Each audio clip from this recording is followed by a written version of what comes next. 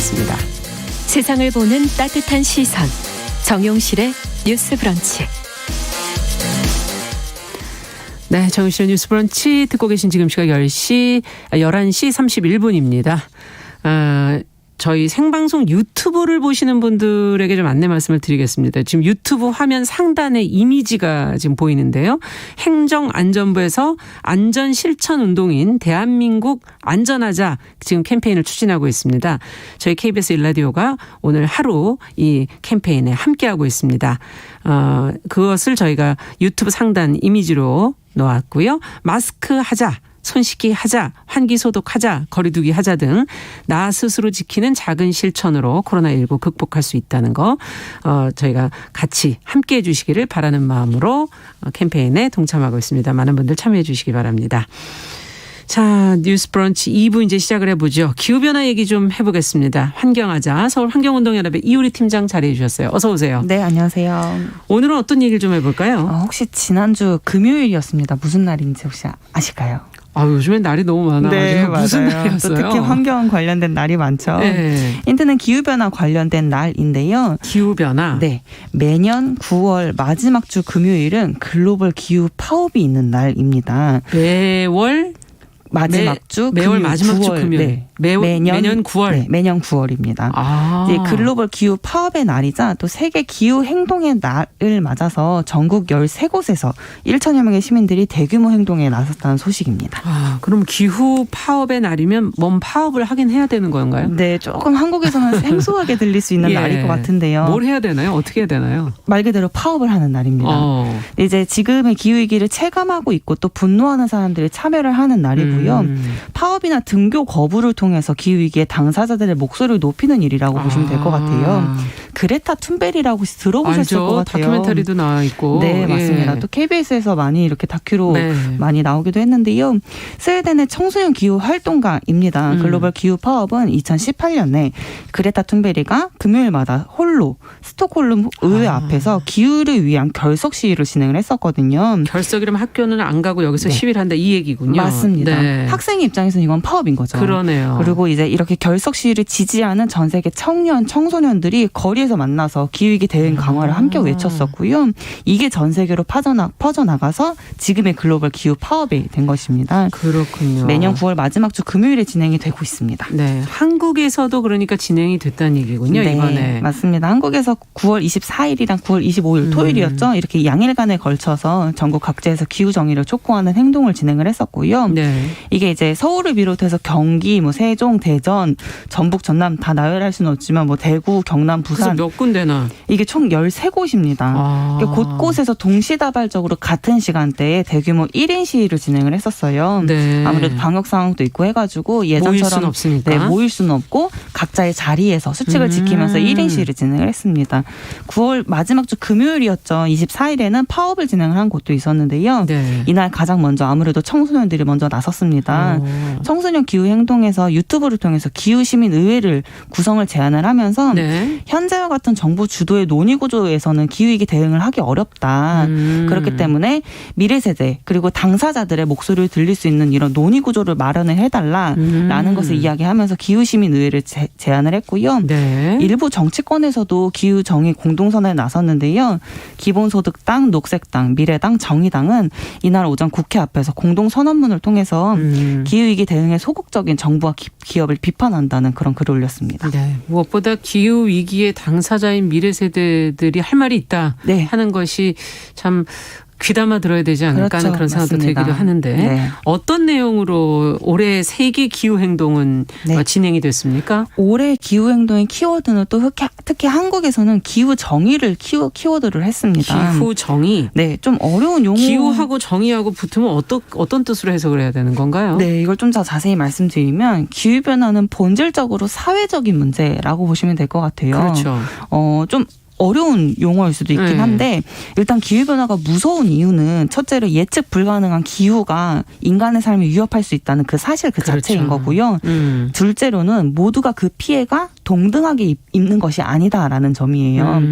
그 기후변화에서도 불평등이 존재한다라고 보시면 될 것 같아요. 네. 공공서비스를 제대로 받지 못하는 사람들이나 사회적으로 좀 더 취약한 사람들 그리고 또 미래를 살아가야 될 세대에게는 더욱 강력한 기후위기로 그 영향을 받을 수밖에 없는 거고요. 네. 그렇기 때문에 이런 위기로 인해서 생기는 이 불평등 그 자체를 문제를 정면으로 다루고 또 그 과정에서 당사자들의 목소리를 모아내는 것이 굉장히 필요합니다. 네. 그리고 이제 기후위기에 더 큰 영향을 받는 사람들이라고 보면 될 것 같아요. 네. 농민이나 어민이나 또 그렇죠. 노동자들 특히 또 야외에서 노동하시는 분들 또 빈민 그리고 여성들이 있습니다. 예. 이들은 기후위기의 최전선의 사람들이라고 좀 표현을 하고 싶어요. 위기의 최전선에 있는 사람들인 거죠. 아무래도. 네. 그래서 이분들이 이야기를 할 수 있는 논의 구조와 또 공론을 할 수 있는 그런 공론장이 필요로 합니다. 그래서 이를 통해서 기후위기에 대응해가는 그 주역이 바로 이분들이 되어야 한다는 점인 거고요. 지금까지 기후위기의 논의는 너무나 정부 주도나 그렇죠. 아니면 어떤 기업 중심으로 되었다면 네. 그것은 정의롭지 않은 것이니까 네. 불평등이 존재하기 때문에 그 피해를 받는 그 사람들의 목소리를 듣고 그들이 맞습니다. 주역이 되게 해야 된다. 네. 그래서 그 관점에서 얘기군요. 기후 정의를 외치는 것이고요. 그 기후 정의를 외치는 날이 바로 9월 24일, 9월 25일이었습니다. 네. 지금 최근의 상황은 그럼 좀 어떤가요? 사실 이제 기후 정의 관점으로 보면 좀 저는 암울하다라고 판단을 하고 싶어요. 이제 2050년도 탄소 중립 선언이 되었잖아요. 그 이후에도 이제 여러 차례 진행된 게 뭐 탄소 중립 위원회 출범이나 탄소 중립 시나리오 발표, 뭐 2030 온실가스 감축 목표 제출 그리고 탄소중립 녹색성장 기본법 이런 게 이렇게 추진이 되었거든요. 네, 이런 것들이 추진되는 과정이나 또 결과를 살펴보면 이 당사자들의 목소리가 전혀 담기지 않았어요. 그러네요. 네, 그렇기 때문에 우리가 집회를 할 수밖에 없었던 건데요. 이렇게 이 당사자들의 목소리가 담길 수 있는 논의 구조 자체도 없었고요. 그리고 심지어 이들을 배제하려는 방향도 많이 보였습니다. 심지어. 네, 그렇기 때문에 이제 정부와 기업이 굉장히 현란한 말로 기후위기나 뭐 탄소중립, ESG 이런 것들을 얘기를 하는데 여전히 온실가스 감축이나 기후위기 대응 과정에서 보면 정부와 기업이 사회를 돌보는 일보다 또 다른 이윤을 추구하려고 하고 또다시 성장을 하려고 하는 그런 모습들이 보이기 때문에 이런 시스템을 망가뜨리고 이런 시스템을 전복시키고 새로운 일을 만들어야 된다라는 것이 바로 기후 정의 관점이라고 보시면 될 것 같아요. 네.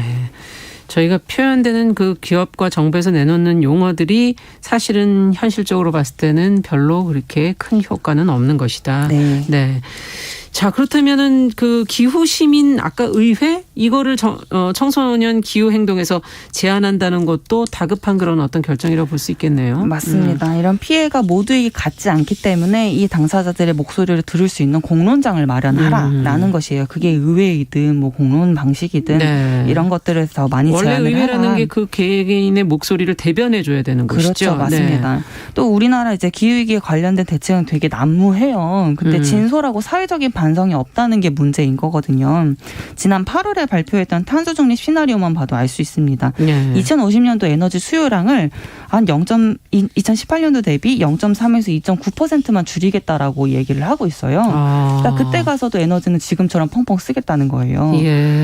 너무 말이 안 되는 이야기고요. 네. 제가 이 부분은 한 번 더 다루겠지만 지난 16일에 공항개발 종합 계획을 내놓았거든요. 정부에서 공항을 더 짓겠다는 계획을 내놓은 상태인데 외국에서는 파리 기후변화 협약 의무 자체를 위반한다면서 활주로 건설 계획을 위법 판결 내리거나 또 기차로 이동 가능한 거리는 아예 항공기 운항 자체를 금지하는 그런 사례들도 많이 있는데 이런 것들을 보면 확연히 느껴지는 거예요. 차이가 느껴지는군요. 네, 외국에서는 기후위기 대응을 위해서 무엇을 하지 말아야 할지를 결정을 하고 있는데 한국은 무엇을 해서 이윤을 남길까. 또 새로 뭘 할까. 그렇죠. 또 다른 성장을 뭘로 할 수 있을까. 네. 이런 걸 위기를 발판으로 삼으려고 하는 그런 모습들이 사실 이제 위기 대응의 개념 자체가 다르게 성립되어 있는 것이 아닌가라는 이야기를 하고 싶습니다. 에너지 수요도 사실은 좀 더 줄여야 되는 거군요. 전체적으로. 그렇습니다. 에너지를 전환하든 안 하든.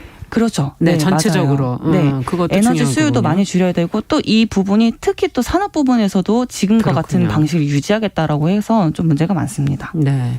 그렇다면 마지막으로 어떤 얘기를 해주시겠어요? 이제 세계적으로 또 전국적으로 진행된 이번 세계 기후 행동 글로벌 기후 파업이죠. 이게 네. 시스템 전환을 이야기를 하고 있습니다. 기존의 것을 그대로 유지를 하려고 하면 위기는 계속 된다라는 말이거든요.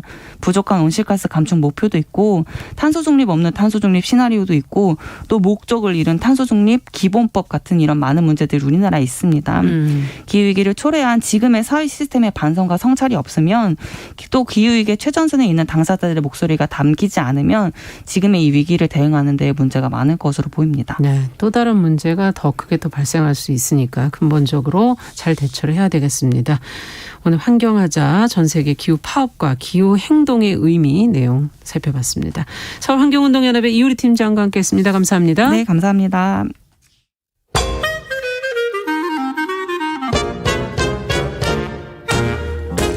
모두가 행복한 미래 정용실의 뉴스 브런치.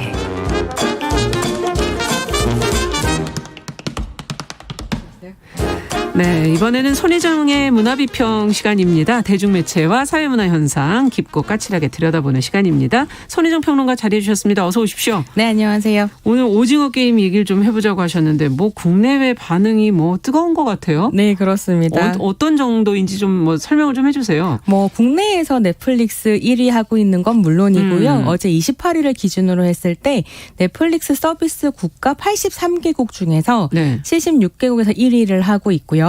나머지 나라에서도 인도 3위를 제외하면 전부 2위에 올랐다고 합니다. 이야. 넷플릭스 역대 오리지널 시리즈 중 최고 성적을 거둘 수도 있다는 전망이 나오고 있고요. 네. 이렇게 이제 수치로 확인되는 것뿐만이 아니라 예. 오징어 게임 드라마 관련된 굿즈도 글로벌하게 많이 팔리고 있다는